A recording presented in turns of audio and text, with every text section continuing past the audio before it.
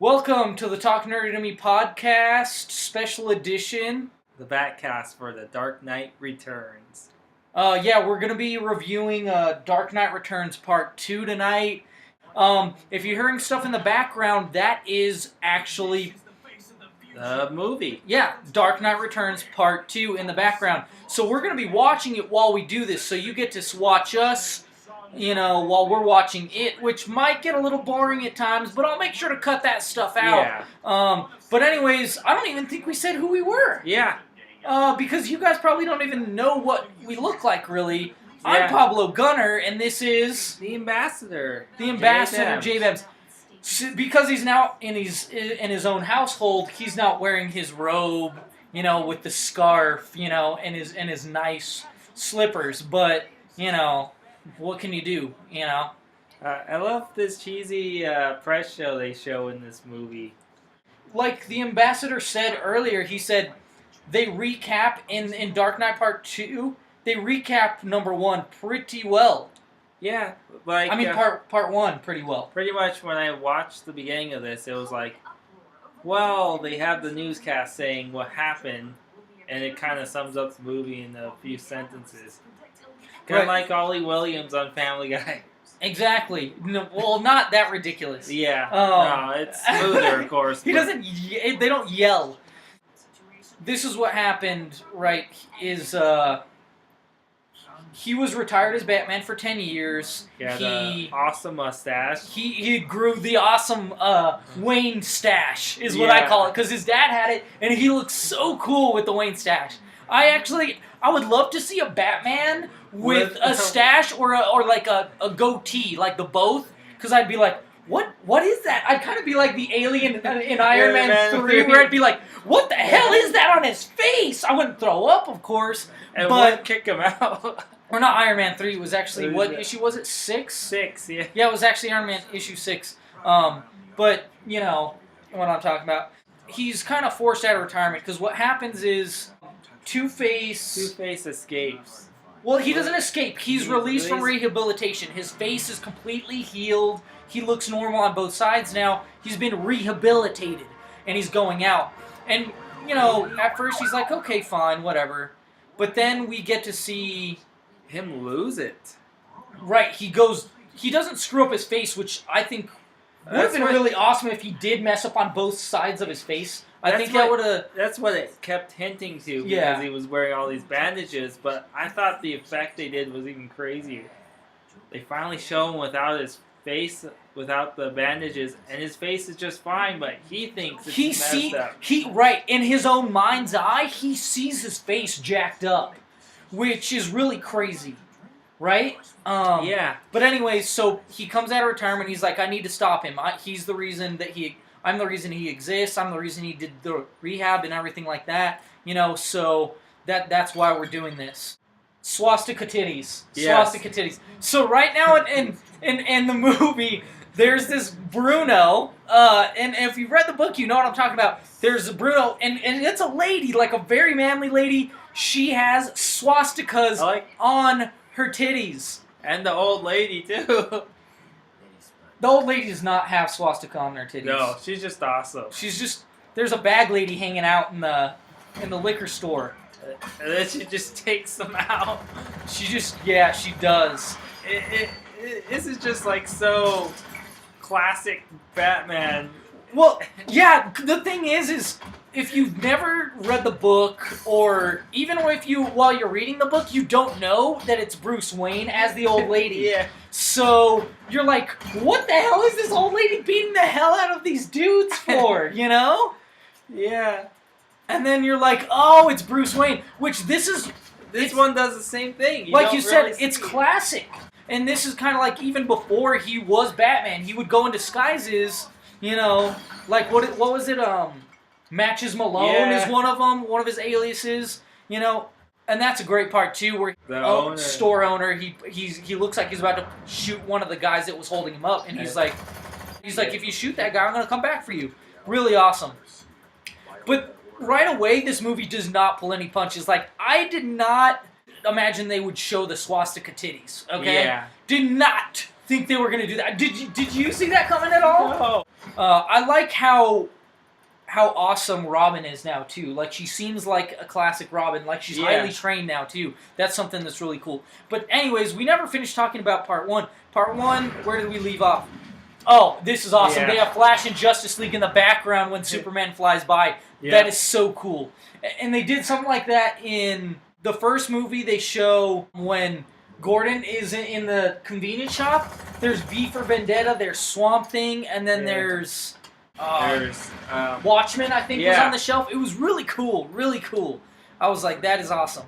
Yeah, and plus, I have to say, the way they introduced Superman in this movie was awesome. Oh yeah, it was so awesome, and I'm glad they put it in the second movie instead of the first movie. Yeah, because I really feel like it didn't fit in the first movie. Because in the book, he comes in sooner in the book. Yeah, which it makes sense in the book, but not a book is a book, and the movie is the movie. They're two completely different things. You can't grade them like, oh, how close is it? You know what? They're gonna be different. There's nothing you can do about it. You know what I mean? Heck, the artist on this one, I was really impressed. He's pretty much said, I tried to keep it as close to the book as possible, but there's some things that you just can't translate. Don't translate. Right. And so he changed up the Superman scene to make it look cool because the way they did it in the comic book did not work.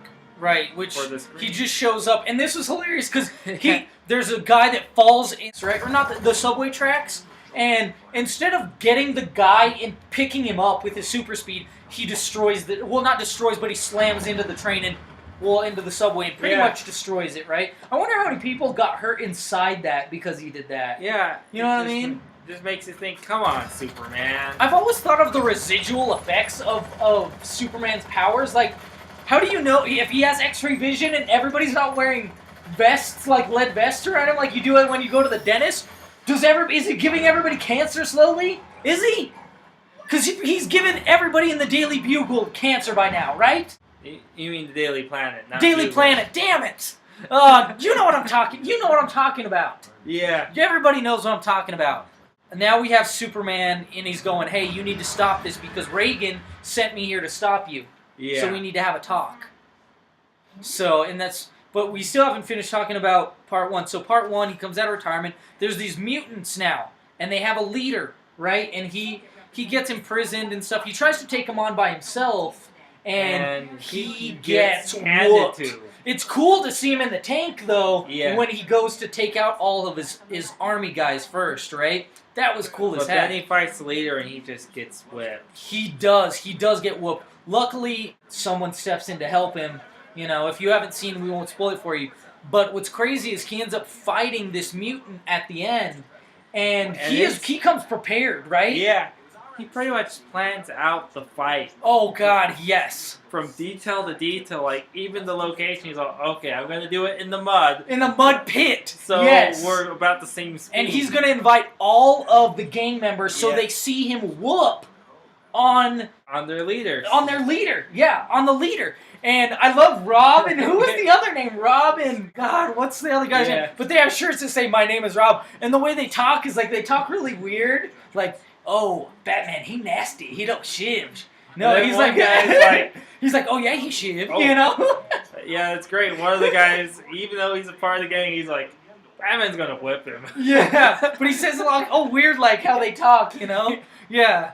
But it was a great way to kind of lighten the mood while Batman was it was being brutal. Oh, this is the operating table, and you're the cancer that I'm cleaning up. Something like that along those lines. And I was like, that is so cool. And this is old man Bruce Wayne. And he's calling him son too. Yeah, and he just like he messes him up. Like he plays it smart because he's an old man. He's like, I gotta play this smart because he tried taking him just hit for hit.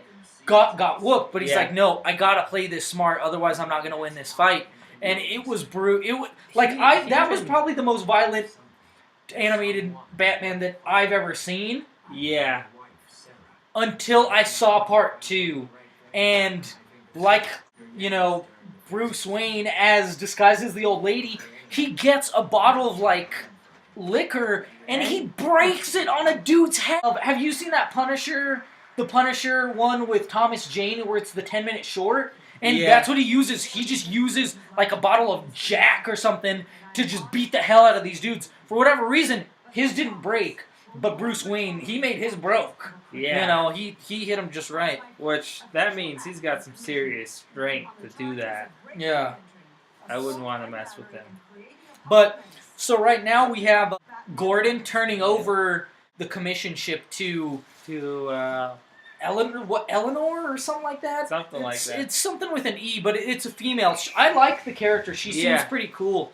This part was really awesome. It's awesome. It's really epic. Really, and it's taken how it's right out of the showing comics. so much symbolism too. Like, freaking Clark Kent is having an eagle perched on his shoulder. He does, and his shirt is wide open. He has like the bottom. I don't even think he has the bottom. He just has his shirt tucked in, and it's like it's open. And yeah, like you said, the symbolism in this, because he has the eagle perched on his arm, which we all know Superman as. He's the golden boy. He does no wrong. He doesn't kill. And then you see the eagle fly off. And then what happens in the scene, you see the eagle and he's looking. He sees like a field mouse, swoops it up. And I was like, oh my God, that is some of the greatest storytelling I've seen in these animated movies. That's symbolic, I think, of all of them. Because I go, okay, this is very symbolic. To me, what it said is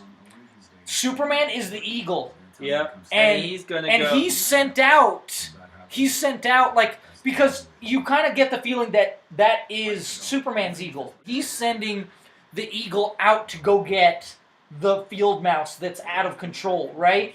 And he's searching the field, and then swoops it up and takes it. And I go, if that isn't symbolic and foreshadowing, I don't know what is. You know what I mean? Yeah. And I love that scene. And then right now we have Reagan talking about the political situation that's going on with the island nation, with the Soviets, with the Reds, Mother Russia, and it's called Corto Maltese, which is a real island, right? It's a real and that's cool when they put that real world stuff in there. You know what I mean? Like DC doesn't do that very much. It's more Marvel that does that because Marvel takes place in a real world, whereas not all the. Whereas DC, like Metropolis, Gotham, a lot of their places are made up, but they're copies of the real world. Yeah, there's very few like actual real cities in DC. Like Boston is a real place in DC universe, and I guess New York is now too because of the talent. But other than that, I haven't seen New York. Right. So it's. You know, you could say that Gotham is New York or Detroit or a combination of the two, you know? I kind of think of it kind of like a Chicago-ish, the Gotham. Chicago is a beautiful city, man. But screw you. Chicago's beautiful, but Gotham is dirty and grimy and nasty, and there's tons of crime there. So Chicago's loaded with crime. But it's beautiful. That's what I'm saying. The big difference is it's not grimy like Gotham. True. It's more like Detroit. Yeah. I swear we've had this fight before. I'm sure we have. Just like how I say Metropolis is New York. I say Metropolis or DC. It's a combination of DC and it's like the clean parts of DC mixed with with New York. Yeah, that's what I think.